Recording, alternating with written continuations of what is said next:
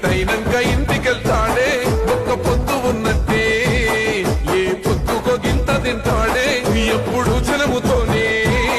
కష్ట సుఖాలు తెలుసుకుంటాడే అధికారుల పిలిచి వాళ్ళ దుఃఖాలు తీర్చుతుంటాడే